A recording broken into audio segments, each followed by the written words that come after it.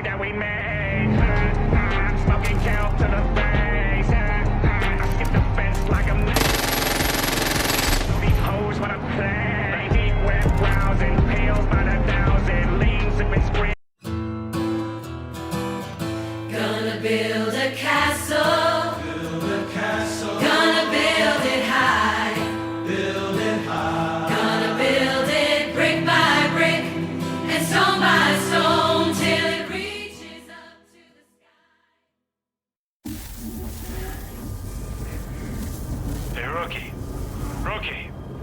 Wasting your time. There's no signal out here. So I've decided to skip the TTS for this video, since 15AI is dead and gone, and all other TTS are either dog shit or pricey. I was gonna do a smaller video before this, but my friends on the 7 Seas won't stay online long enough for me to finish the download, unfortunately. Plus, Ubisoft Connect keeps breaking Steam, so you know what, I wanna shit on Ubisoft real quick. It's no secret, Ubisoft's writing, among other things, has taken a massive nosedive in the past decade, with Watch Dogs not being as emotionally investing as it could have been, to Far Cry 4's messy attempts at conclusion, to the raping of the Assassin's Creed IP, don't get me fucking started on that, not to mention how far R6 has fallen. And Ubisoft doesn't appear to want to get any better, would you believe that? In recent years, it's just failed story after failed story, most recent as of this video being AC Mirage, which, if you had any hope in, I got a bridge to sell you. While I don't have any love for that company, or most of the people working at it, I did grow up with some of their IPs, and while Far Cry wasn't one of them, I have become invested in it, with my first game being 3 in 2020, and my second being the subject of today's video. Far Cry 5 feels like one of the biggest cases of missed potential I've seen in recent years. You have an entire county in rural America isolated by a large, organized, militarized cult with no one coming to save you. It should have been a contender for 2018's Game of the Year. Instead we got fucking AC Odyssey. That's another fucking video right there. Putting that aside, it wasn't, for a good reason. The story was ass, and I'm gonna try to fix it.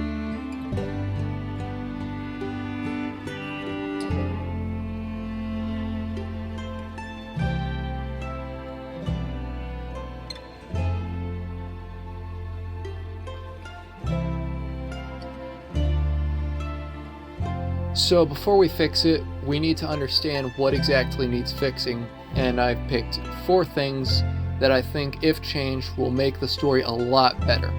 Rook, the lawmen, the structure of the game, and the choices and endings. One of the main things that needs fixing is you, Rook. Rook in the Far Cry 5 we got is not a character. They are a self-insert created homunculus handcrafted by the player. They have no voice, no traits, and only 2 real choices in a game that sold itself on being super open and full of freedom. On top of that, everyone in the game pours it all on you narratively. Dutch bets against God by releasing you instead of handing over to the cult. The Resistance members all congratulate you endlessly as a hero fighting for all that's good. Joseph Seed, even before knowing who you are, refers to you as the personification of hell, and at the end of the game, blames the world burning on you specifically. Hell, just before that, in his last broadcast, he calls you fucking Satan. Smartest thing for me to do would just be to hand you over. And behold, it was a white horse. And hell followed with him. My family, my brothers, my sisters, they've been taken from me by a snake in the garden! Yet Rook doesn't really feel like they match up to any of that, because Rook isn't a character, and Far Cry is a series built off the backs of its characters, so that's gotta change. Up next are the lawmen, U.S. Marshal Burke, Sheriff Whitehorse, Deputy Pratt, and Deputy Hudson. While I did enjoy what little I got of most of them, I'd hardly say I got attached to any of them, since the only one you really spend any time with is Sheriff Whitehorse. Doing jobs to him, talking to him extensively when compared to others, I felt like I had more of a relationship with him than Hudson or Pratt. Marshall Burke in particular felt like he was on the cusp of becoming such a great character. You get some insight into him when you're in the Bliss, but that's only ever through cutscenes. When you actually rescue him in the story, he just sits in a cot until he reaches the final level of pissing off Faith, and then he just kills himself in a cutscene. There's a shelter from the storm. There's a fire burning warm. You'll find it if you follow me. The bliss will set you free. The bliss is gonna make you see.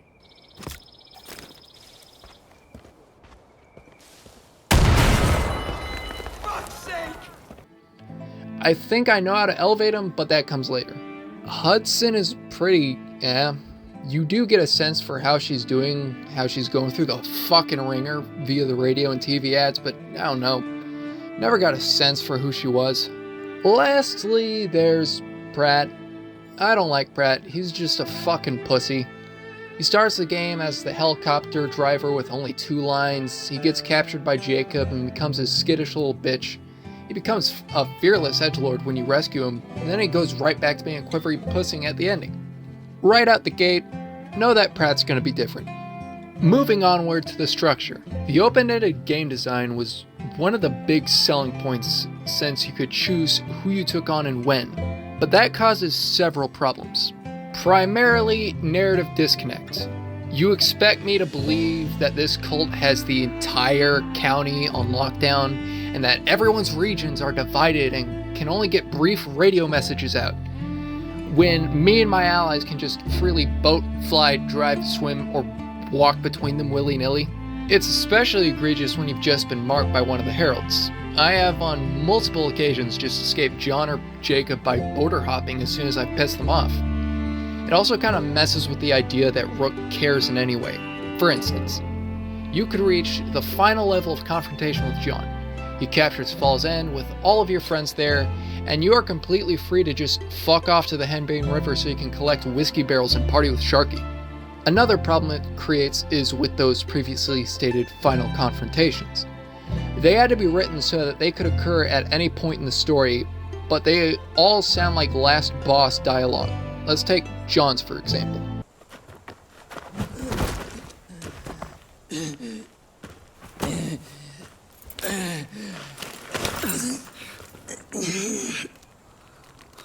What if Joseph is right?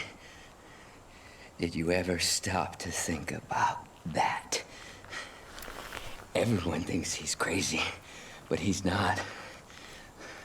Look around you. This world is on the brink. You can feel it in your bones. Look at the headlines. Look who's in charge. You want this key? Because you think you're saving people, but they are already safe. We had a plan. You don't understand. You don't believe. You don't care! May God have mercy on your soul.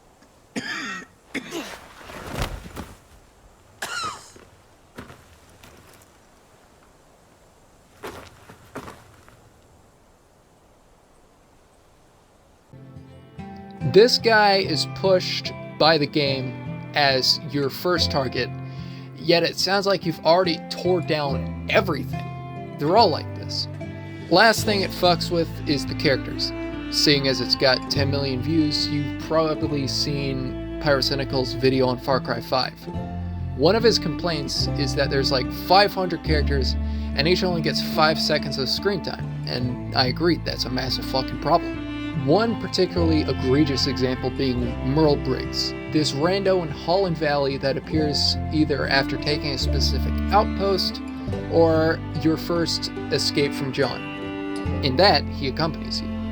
The Resistance in Hollywood Valley talks about how he's a good guy, but after one mission, you literally never have to interact with him. And after this special mission, you really don't gain much. Sure, you get a cool car, but he's never relevant again. And he doesn't help out with John or Jacob or even something as small as an outpost. Sometimes you're not just limited by a lack of content like with Merle, but by the Resistance meter. In the Henbane River, one of the primary Resistance members is Virgil Minkler, the actual mayor of the region, a balding, kindly old man who feels immense guilt over letting the cult get out of hand. He has 3 or 4 missions that help you get to know him, all of which are easily missable if you're not actively milking him in particular for content, despite him clearly being meant to be a character you get attached to. Lastly are the choices and endings. No spoilers yet, but there's 2 more. They're better. And I kept one ending because with the story tweaks I've made, I think it'll work a lot better. On top of that, I decided to actually add one of the game's main selling points: choices. But enough with that, let's start fixing shit.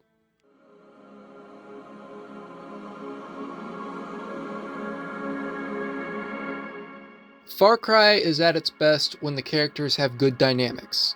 Voss saw Brody for the puppet he was, while Brody was too blind to see it himself. 4 had an interesting thing where it seemed like Min was just waiting for Ajay's bloodlust to burn out while Ajay just saw Min as being super detached from him. And it all works as good as it does because both characters involved are characters. They talk, they have traits, all that good shit. Rook has none of that on purpose, and it ruins any attempts of meaningful interaction with the Resistance, the Lawmen, or the Heralds. To go anywhere improving this, we need to make a definitive Rook. For this, I'm going to use my Rook, because my Rook is best Rook. And if you disagree, I'm going to fucking get you. As everyone in this game has a backstory, here's what I've decided for Rook. Catherine Rook was a girl without much guidance in life growing up in a neighboring county to Hope County. Her parents neglected her, and thus without their guidance, she had to find her own way in life. However, she never really managed, finding herself getting sucked into the wrong crowds, being manipulated, and lashing out with violence once she learned that she was being used. It became a routine she couldn't escape, but one day, as she was being driven home in the back of a cop car after another fist fight, the cop up front started a conversation with her. He asked her about her home life and why she kept flying with the wrong people. And as they went on, he saw potential in her to be better. Breaking a deal, he told Catherine that if she could go the rest of her school year without getting into fights, fixing her grades, and reading up on law, he could put in a good word for her at the local police academy. Catherine took up this Sheriff Whitehorse on his offer, going through the rest of her high school years peacefully, learning the law until she hit 21, and going into police academy. She didn't do much of note, as she's only been on the force for about a year, but eventually she was brought in to deal with this nearby group of religious fanatics every now and then. They've always been a bit pushy, and as the sheriff himself puts it, not every encounter they've had has gone the sheriff's way, but they seem to be on the back foot for now, as someone got footage of their leader blinding a man, and there are reports of some kidnappings. She gets the easy job, however, and all she has to do is cuff the guy. How hard could it be? Somebody there, please. I told you God wouldn't let you take me. Now that we have a Rook, let's decide on some characterization. I'm going to be using a sin brought up in the game by John. It drives you. Every thought, every action. Your sin is wrath. Rook resorts to violence for a lot of problems, and depending on how you play her, it would affect how she talks to others, how she deals with people, and the endings.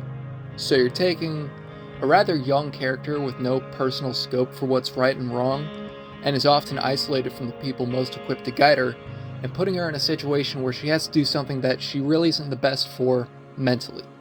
There'd be segments in the story where it shows more than others, and as the game goes on, depending on the actions you take, your Catherine will become noticeably less lawful by the conclusion. It may be something that the cult could prey upon.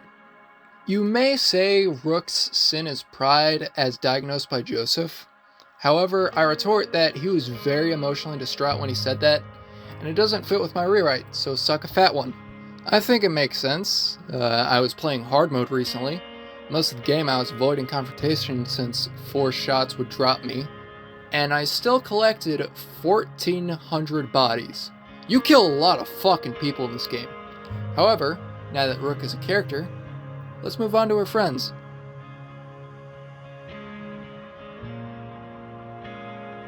You barely spend any time with your fellow lawmen. The only time you're all together is the beginning where you arrest Joseph. After the crash, Pratt's gone, Whitehorse gaps to the prison, Hudson's yoinked in front of you. You do spend some time with Burke, but that ends rather quickly. And the only two who get any real characterization in that scene are Burke and the sheriff. So let's change it. And it's quite simple in my opinion. Instead of over half the lawmen disappearing and you attempting to run off with Burke, all of you scramble to get the fuck out of Dodge.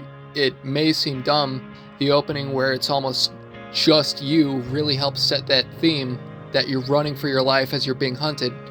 However, I think this could work. As the cultists go to grab Pratt and Hudson from the heli, the fire plumes up like it does in the original.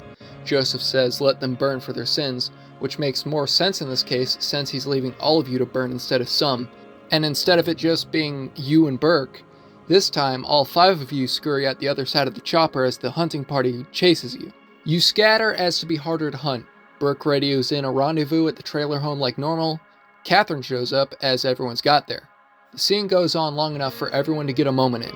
Burke being his hard-ass self, the sheriff obviously worried we're all fucked but keeping his head, Hudson's pissed but wants out of the county more than revenge. Rook wants to get off the island and plan an attack, and Pratt is scared shitless as he's never been in a situation this dangerous before, having never even had to shoot someone up to this point, or be shot at. The sheriff and marshal hash out a plan to escape the county, and while Hudson and Rook are listening, Pratt steps too close to the window, an arrow flies through and goes into his arm. He lets out a yell before passing out. Gunfire erupts as you and Whitehorse provide suppressive fire for Burke as he goes for the truck. During a lull, you and Whitehorse get in, him riding in the bed. Hudson tries to lift Pratt into the truck bed but can't in time. A second wave comes by, and Burke is forced to leave her and Pratt in the dust as she attempts to stand off with the cult who've surrounded the location. As you, Burke, and Whitehorse drive like bats out of hell, somewhere along the line, Whitehorse is bumped off due to the erratic driving and falls to a then ambiguous fate. When you and Burke get thrown off the bridge, you wake up to him running into the brush instead of being captured. From there on, the intro plays as normal, save for Joseph Radio's message being of 2 escaped lawmen. Afterwards, there are 2 more changes. Burke is also at the prison with Whitehorse, with Burke having never been in the Bliss up to this point. And after you help with the first level of resistance in the Henbane, both you and him enter the Bliss. You get rescued, but he isn't fortunate first time around. Afterwards, his story plays out a lot like it did in the Far Cry 5 we got. But before he goes down the inevitable road, you do get to spend time with him, doing a mission or 2 for him, interacting with both him and Whitehorse, being able to see just how beaten down he is like this. Being able to actually talk to him while he's up and about will give you better insights as to just how fucking miserable he is. I imagine a mission something like this. He decides he wants to get out there and help you fight. So he hops in a car with you, and you decide to go around and free like 5 civilians you find on the side of the road. You know, those random event things where it's someone about to be executed by the cult behind their stopped car. And as the mission goes on, you get a sense for how, even though not as severe as it is going on right now, he's had to deal with so many situations like this, and it's just been fucking beating him down for all of his career, and how miserable it is for him to see humanity act like this.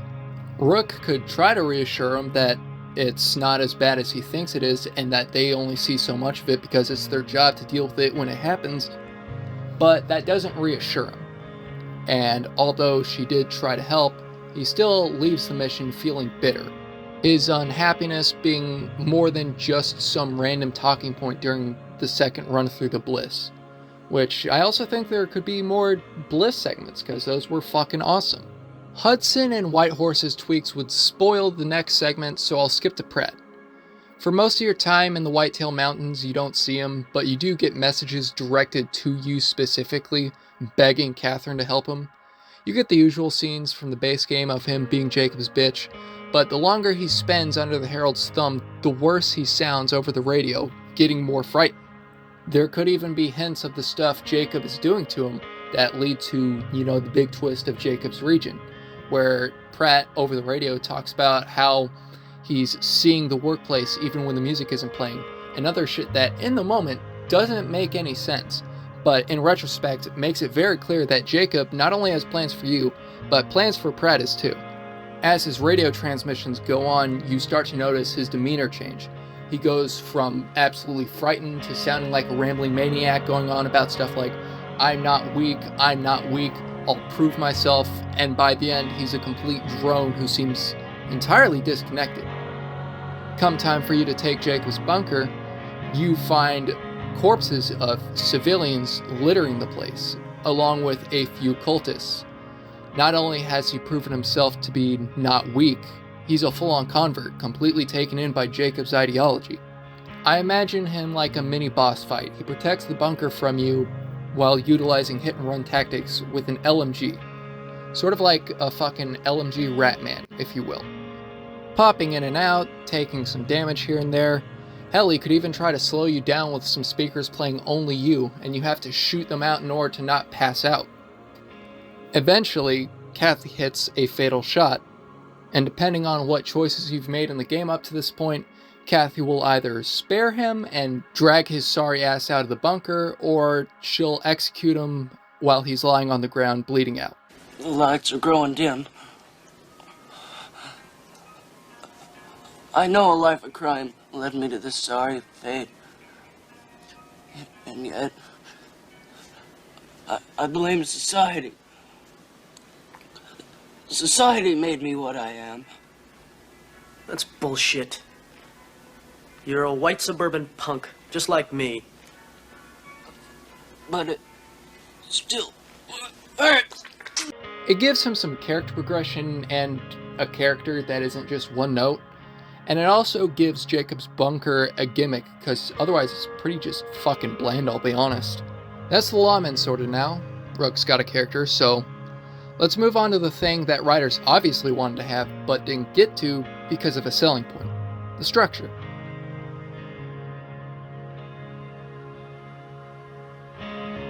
I would say Far Cry 5's story structure is a mess, but it'd have to have one in the first place for it to be a mess. As stated before, the fact that you could take on whoever, whenever, was one of the selling points of the game. I remember it explicitly from promo videos leading up to the release, but this creates problems with massive amounts of narrative disconnect. So, I'm sorry to say, but this has to go. Far Cry 5 will go from a large open world with no tangible narrative connections to divided into 4 pieces that become opened up as you progress through the story. Kinda like AC Brotherhood's Rome, if any of you remember the good Assassin's Creed games. 5 as it stands now tries to convince you to start with John in the Holland Valley, but unless you swim there, you're gonna have to enter the Henbane first, Faith's region. And I think this is actually the best starting point. You have the best face for the cult, Faith, a pretty lady who just tries to talk you into it.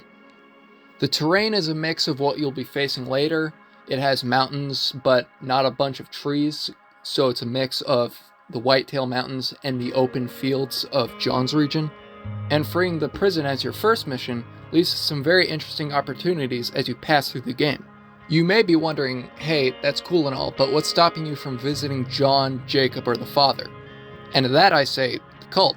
The region's borders are heavily guarded. Turrets, boat patrols, signalers, air support, walls, and fortifications on the bridges, leading in and out of the regions.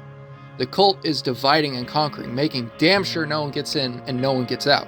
You might think that you can just, fly over it, and sure, you can try to halo jump into the Whitetail Mountains, but your plane will be spotted long before you jump. They're gonna see Rook pull a Master Chief and know where she landed, and gun her ass down when she hits the ground. It adds to the idea that the cult really are keeping the land on lockdown through tactics and forth rather than being a bunch of random encounters. I mean, they did put Jacob in the game. You really think that the cult wouldn't use some of his military expertise if he had any? So, trapped in Henbane, you're forced to deal with Faith first, and after liberating the region, you and the Cougars have gathered enough muscle and killed enough cult to push into Holland Valley, opening the region by laying siege to the bridge Catherine was shot down at in the opening chase, eventually bleeding the cult there dry and riding on it. I also imagine the specialists in each region being great deciding factors in how easy each of the sieges go. Like, if you don't have Rye on your team, you'll be ass blasted by the cult's air support, or after you liberate the Whitetail Mountains, the cult make a last desperate attack on each of the liberated outposts in the region, and having more specialist friends divides the workload as you each handle your own outposts. Alongside the regions being locked behind defeating heralds, radio transmissions are too. Instead of the only real comms breakdown being the radio not working in Jacob's region, now you can see why the different factions in the Resistance are so insular. It's because, until this point, no two groups could communicate outside the region to coordinate anything. After opening up Holland Valley, there'd be another outpost-esque location in the form of leftover inter-regional roadblocks. Because why leave a job half-finished? Holland Valley makes a good second stage. You get an obvious sadist with a kind face, symbolically the cult showing its ugly side while still pretending it's good. A terrain that's harder to hide in, and upgrading from saving a prison to rescuing a captive town. After Holland Valley is the Whitetail Mountains, saved for last as it's the most militarized and organized. Although weakened by the food and bliss being cut off, these endgame enemies are still tough as nails, trained soldiers, judges, planes, heavies, etc. After a much tougher siege, you break into the Whitetail Mountains. Going along with this new challenge are tougher enemies in greater numbers. A herald who represents the open disgust the cult feels for you as you're now their great Satan. A rougher terrain and a change in approach with no attempt at conversion from Jacob like in the real game.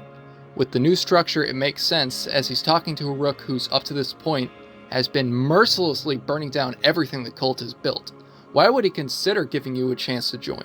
On top of the coherence with the cult's reaction to you and the Resistance's actions, your fellow lawmen will actually join you in your crusade as guns for hire and during story moments.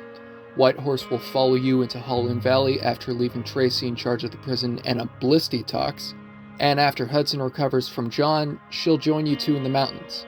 It gives them more impact on the story than just being damsels for Rook to rescue, and shows that they're actually doing their fucking job.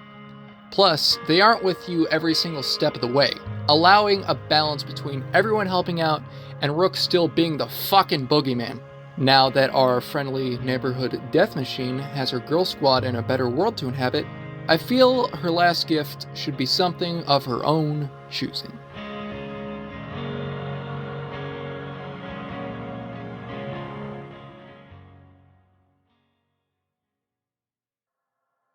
The thing that no amount of patching or retcon could ever fix for this game was its endings.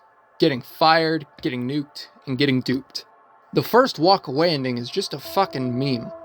The devs are blatantly trying to do the Crab Rangoon ending from 4, but it just doesn't work with this context. If you go back to the station without the dangerous cult leader, who's been caught on video blinding a man, with no excuse, or your only excuse being, I don't wanna, your career is fucking over. Getting nuked is canon. It's the only ending the game accepts, and while it's fucking baller the first time around... And I heard a great voice from the temple say to the angels, go your ways, and pour from the vials the wrath of God upon the earth.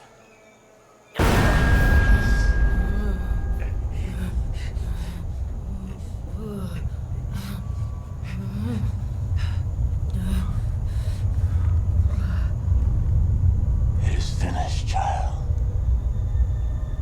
Oh my God. Oh my God. Sing great.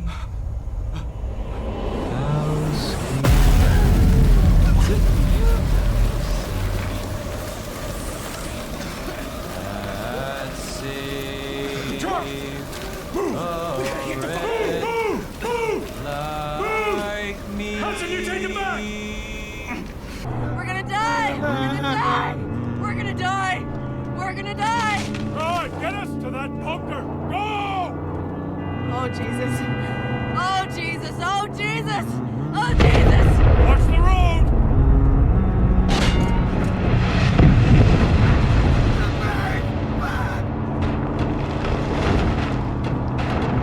He was right! He was fucking right!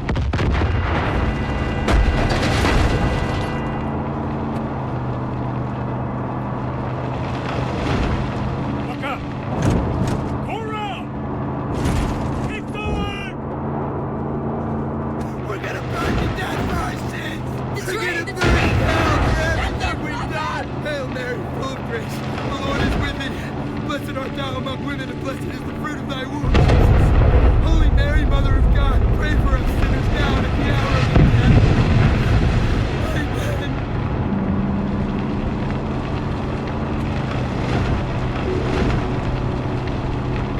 Turn! Turn!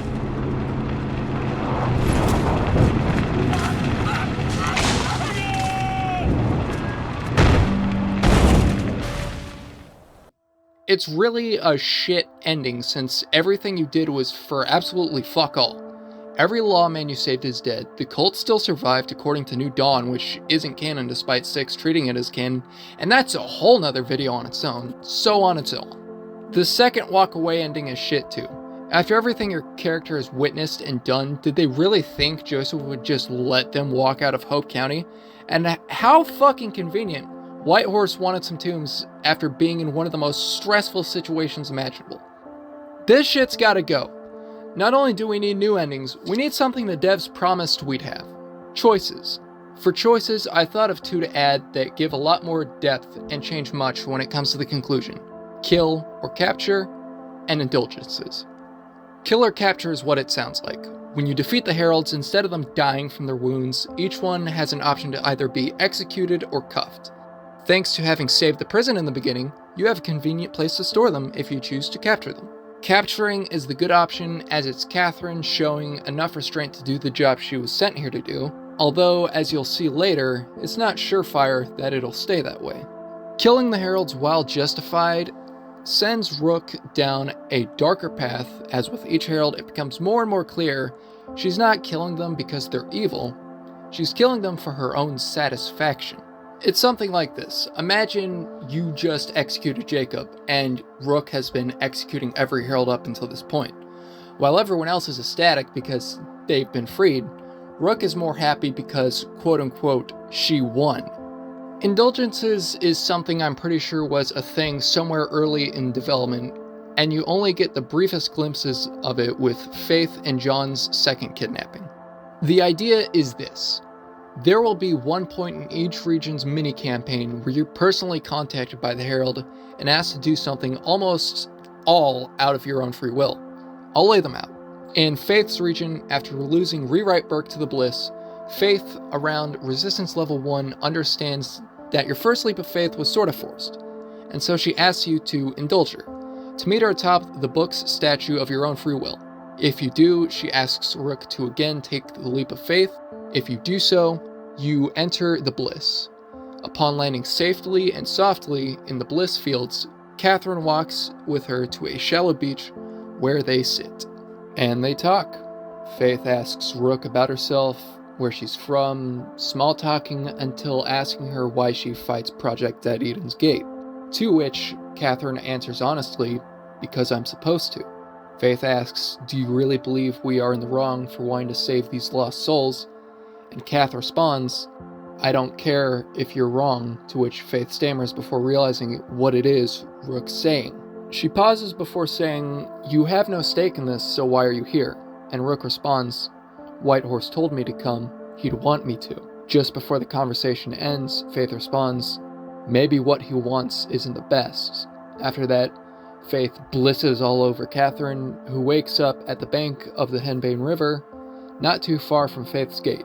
This one serves a few purposes. For one, Rook naming Whitehorse specifically as a motivation for her actions means that when Faith says, your sheriff kept you from walking the path, but now he understands its purpose, and he'll join our family in Eden. And if you try to stop him...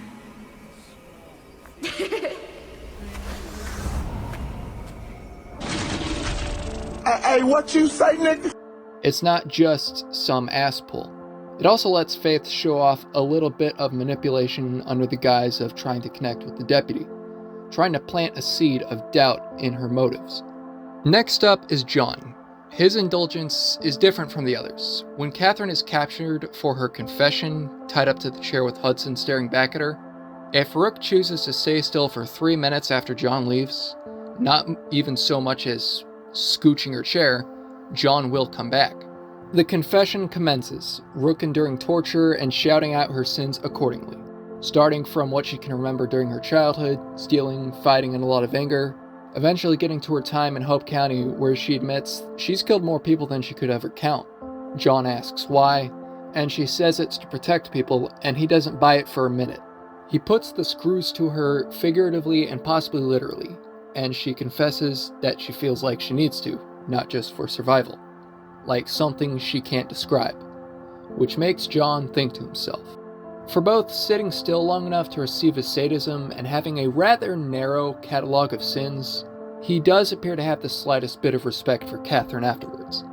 He's about to diagnose her sin when a cultist comes up to inform him Hudson's gotten loose. He leaves and the mission plays out as normal. He diagnoses Wrath after recapturing Hudson, Rook escapes, but this time John's a bit more amused.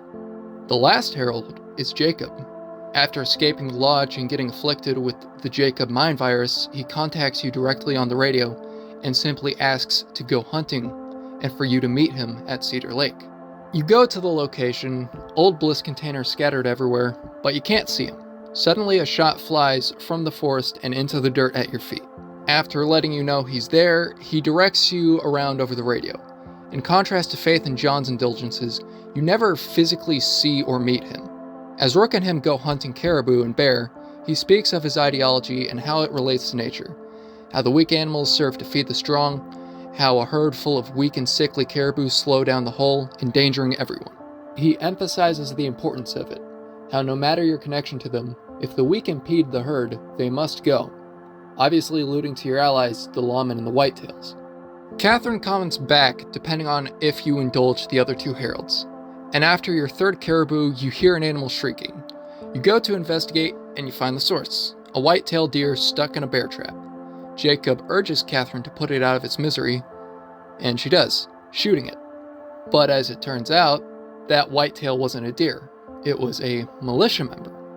Jacob knew about your trip in the henbane and picked Cedar Lake specifically because Bliss ran through it all the time, occasionally polluting the soil.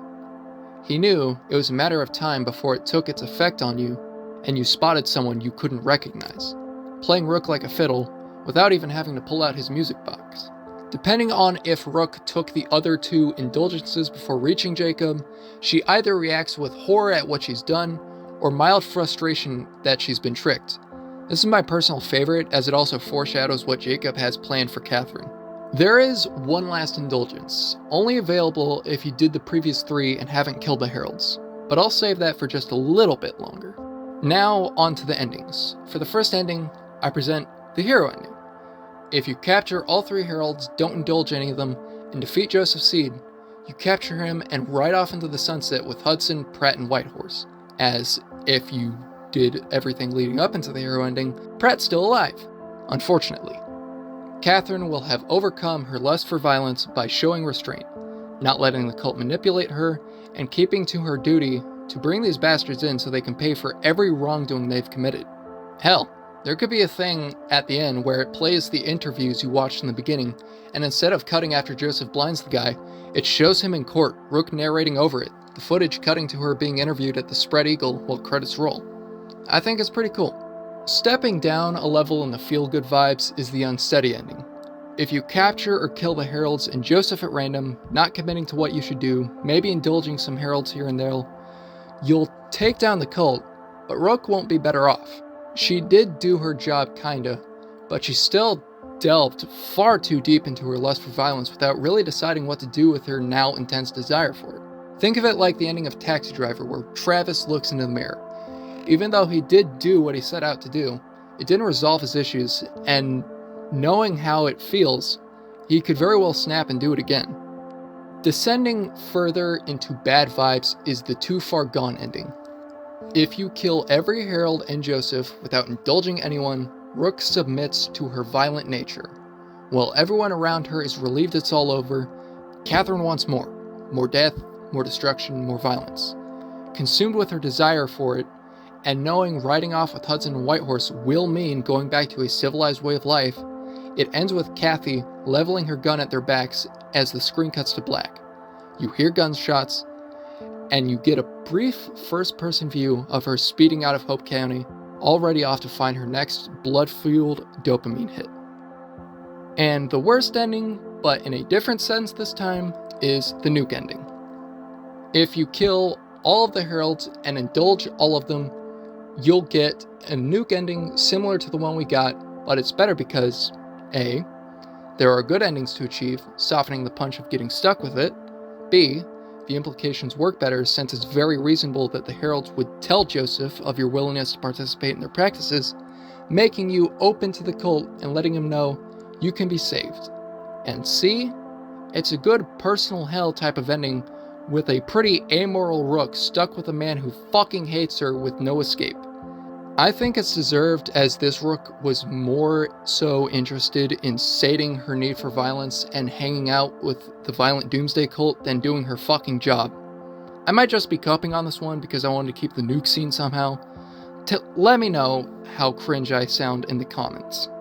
I also have an idea for a gag ending in New Game Plus where when you go to arrest Seed, if you refuse to, instead of going on the chopper, Rook decides to just join the cult on the spot. But I actually want to get to my favorite one, that depending on how you look at it, is either the happiest ending or the saddest one. I mentioned earlier that if you capture all 3 Heralds and indulge them, then a 4th indulgence becomes available. You can probably guess who that's from. Joseph contacts you on a personal radio line. Speaking in his grandiose way, he confesses that while he hates you deeply for what he believes to be the killing of his siblings, the Lord communed with him and told him that you are a part of his grand plan, but in need of guidance. Joseph commands you to meet him at his compound alone. This indulgence, however, is not optional. It is a main mission and leads to what I've dubbed the path of the judge. Catherine meets Joseph in a similar manner to when the game opens, but when she enters the church, only her and the father are there. The fact that she did not open fire immediately tells him all he needs to know. He explains that ever since he met Rook in the beginning, he sensed something in her. John correctly identified it was wrath, but it was not there for no reason. God had chosen Catherine as a vessel for his wrath, to cull the weak and punish the wicked, but she had been misguided. Going on, Joseph motions her to sit in a pew, which she obeys. He gets close and speaks to her about the feelings she gets when she kills, about how it's righteous but perverted by those in the resistance, and says, "When you put me away or to death, what use will they have for your divine gift? If the messenger of the Lord is hunted, what will they do when they are finished with his stolen sword?" Joseph says to her that if she does carry God's wrath, that it would guide her hands more when it came to those of grave importance. He hesitates before asking Catherine for the fate of the Heralds, to which Catherine responds saying that they're all alive and that she did feel a strange compulsion to keep her from slaughtering them. Joseph tells Catherine that it was God passing judgment through her. It was judgment that made her extend an olive branch to the ideas of the cult throughout all those indulgences. It was what caused her to pause before cuffing him in the beginning, and it's what stopped her from doing so even now. He tells her that if she puts him away, she will be denying her purpose and be forced to live a false life away from God's light. Rook, having been roped in and opened herself to the cult's ideas many times, is filled with a sense of panic, believing him to be true. Rook falls from the pew to her knees, begging for forgiveness.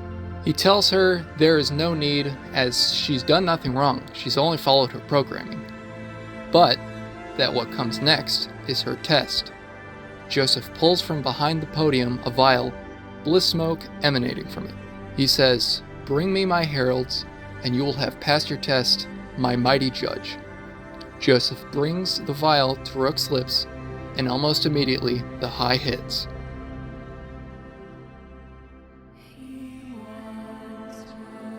Rook's been high on bliss before, but this is different. She's still very much aware of everything around her. Not only that, she feels stronger. She's able to hit harder, get hit harder, come back faster, move faster. It's like she took all of Andy's drugs at once and they don't wear off. Now having seen the light, Rook heads out to the prison to save the heralds. From here, you take control, driving to the prison, gunning down the unprepared guards along with Tracy and Hudson. A distress signal is sent out upon you entering the building.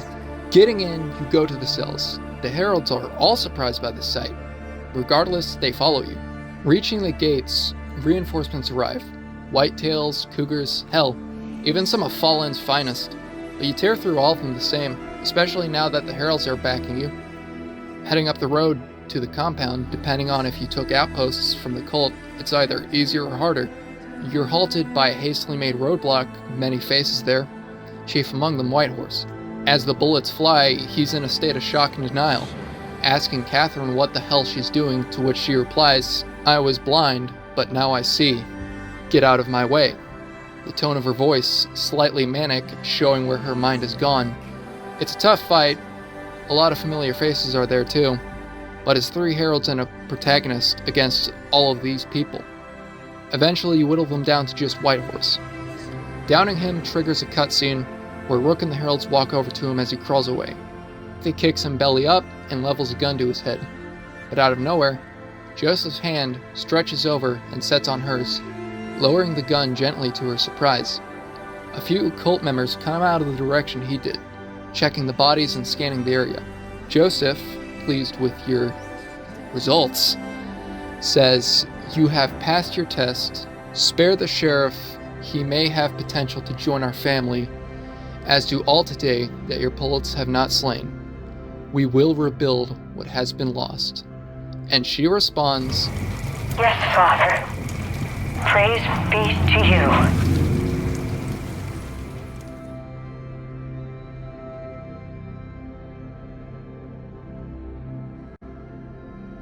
So that's the bulk of it.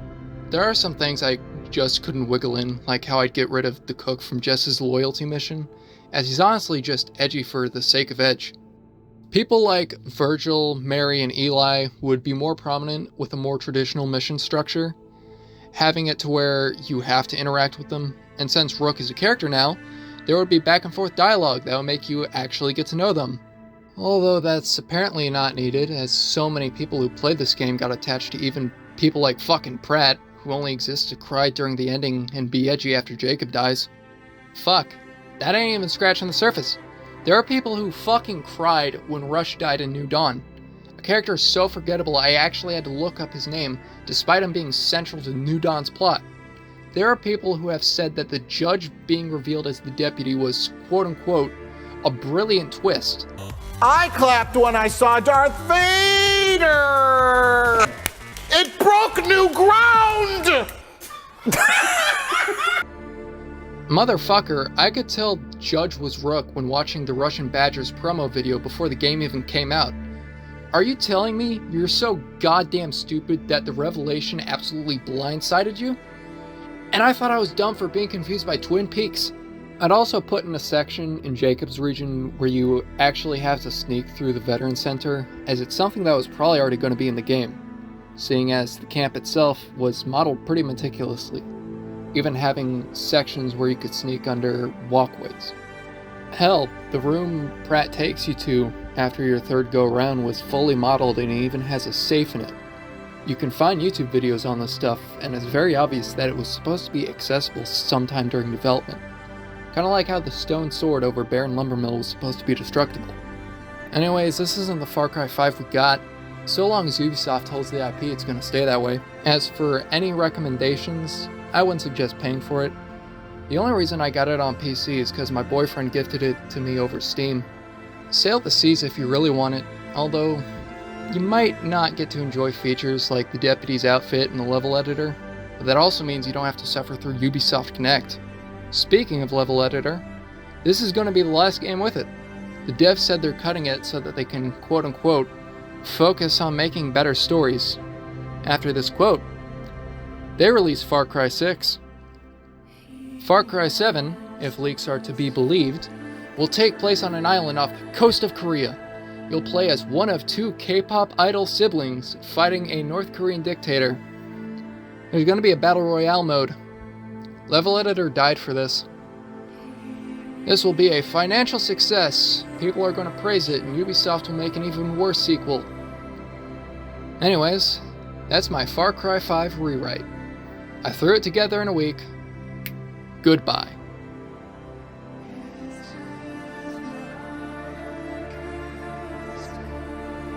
Oh, also, that art piece of the Judge Rook, that's by my good friend Sai. He has an art station page. You should check it out. He's a pretty cool dude.